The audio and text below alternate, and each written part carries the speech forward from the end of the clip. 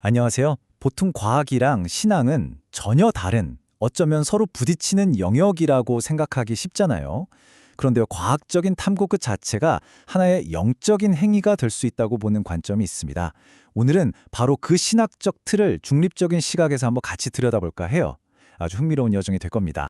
혹시 밤하늘의 별을 보거나 아니면 정말 거대한 숲속에 딱 서 있을 때 뭔가 말로 표현하기 힘든 경외감이나 경이로움을 느껴보신 적 있으세요? 오늘 우리가 살펴볼 관점은요, 바로 그 누구나 느껴봤을 법한 경험에서 시작합니다. 자연 앞에서 느끼는 그 깊은 감탄, 과연 그 정체는 뭘까요? 이 신학적 틀의 가장 핵심에는 일반 계시라는 개념이 있습니다. 이게 뭐냐면 자연 그 자체가 신에 대해 무언가를 드러내는 두 번째 책과 같다는 아이디어예요. 자, 일반 계시란 쉽게 말해 자연 만물을 통해서 신의 능력이나 지혜 같은 속성들을 발견할 수 있다는 믿음입니다. 이 관점에서 보면 자연은 그냥 물질들이 모여 있는 게 아니라 아주 깊은 의미를 담고 있는 계시의 장이 되는 거죠. 하늘이 하나님의 영광을 선포한다. 이 시편 구절이 바로 일반 계시 개념의 핵심적인 성경적 근거 중 하나예요. 자연 세계 그 자체가 창조주의 영광을 스스로 드러내고 있다는 뜻으로 해석되는 거죠. 그리고 로마서에서도 비슷한 맥락을 찾을 수 있습니다. 창조된 세계를 통해서 창조주의 보이지 않는 속성들, 그러니까 그 영원한 능력과 신성을 분명히 알 수 있다고 강조하고 있거든요. 이걸 보면 이 개념이 신학적으로 얼마나 중요한지 알 수 있겠죠? 여기서 정말 멋진 비유가 나와요. 자연을 하나님의 걸작 또는 두 번째 책이라고 부르는 건데요. 성경이 첫 번째 책이라면 자연은 우리가 그분의 지혜를 읽을 수 있는 또 다른 책이라는 거죠. 이 비유 하나가 전체 아이디어를 아주 잘 요약해 주는 것 같아요. 자, 그럼 이 개념이 과학 연구랑은 도대체 어떻게 연결될까요? 이제 이 관점이 과학이라는 행위 자체를 어떻게 완전히 새롭게 해석하는지 한번 살펴보겠습니다. 이 세계관 안에서 과학 공부의 목적은 완전히 달라집니다. 그냥 지식을 쌓고 사실을 알아내는 걸 넘어서요. 이 창조 세계에 담겨있는 질서와 지혜를 발견하는 과정, 그러니까 창조주를 알아가는 여정이 되는 겁니다. 그래서 과학적 탐구가 예배로 이어지는 하나의 길이 될 수 있다는 거예요. 한번 보세요. 자연을 관찰하는 것에서 시작해서 그 안에 숨겨진 놀라운 질서를 발견하고 거기서 엄청난 경외감을 느끼게 되죠. 그리고 마침내 그 감정이 영적인 숭배로까지 이어진다는 흐름입니다. 하나님의 지문이라는 표현, 정말 강렬하지 않나요?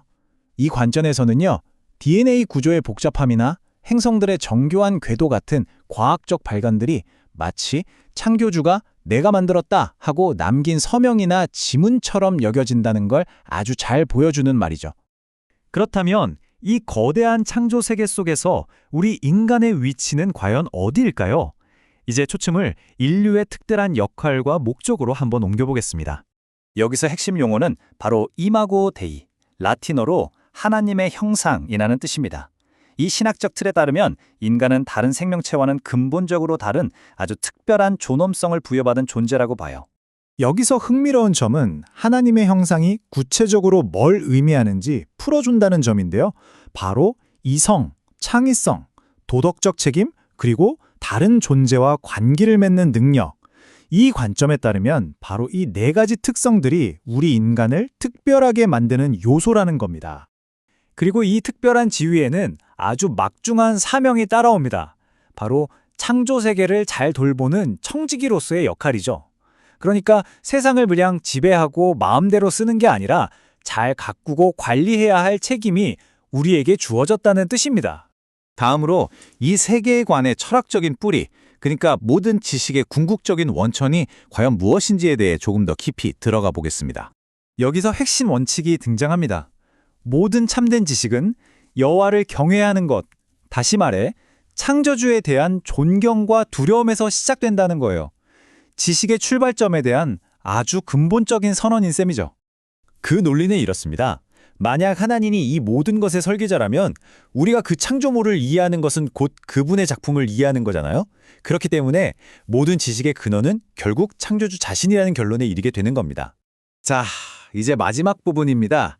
이런 세계관이 교육 현장에서는 구체적으로 어떤 의미를 가질 수 있을까요? 그 실제적인 적용에 대해서 한번 살펴보겠습니다. 원문 자료에서는 두 가지 세계관을 비교하고 있는데요. 한쪽의 성경적 세계관은 모든 지식을 신의 질서 안에서 통합하려고 하는 반면에 다른 쪽의 세속적 세계관은 주로 물질적인 증거를 지식의 기반으로 삼는다고 설명합니다. 인간의 가치나 도덕적 진리에 대해서도 이렇게 서로 다른 관점을 제시하고 있는 거죠. 이러한 세계관에서 나온 교육 모델이 바로 전인적 계벌입니다. 이건 단순히 성적을 잘 받는 게 목표가 아니라 학생의 지성, 인격, 그리고 영성까지 전부 함께 성장시키는 것을 목표로 하는 교육 방식이라고 할 수 있어요. 그래서 이 모델이 꿈꾸는 교실은 그냥 지식을 전달하는 장소가 아니에요. 학생들이 인격적으로 변화하고 성장하는 변혁적인 공동체가 되는 거죠. 정말 중요한 포인트는 지식 습득과 인격 형성이 분리되지 않고 하나로 통합된다는 점입니다. 오늘 내용은 이 마지막 질문으로 마무리해볼까 합니다. 하나님이 창조하신 세상을 과학으로 탐구하는 것이 왜 예배가 될 수 있을까? 오늘 우리가 함께 살펴본 모든 내용을 하나로 꿰뚫는 핵심 질문이죠. 과학적인 탐구가 어떻게 경외와 찬양의 행위로까지 이어질 수 있는지 각자 한 번쯤 생각해보는 것도 좋을 것 같습니다.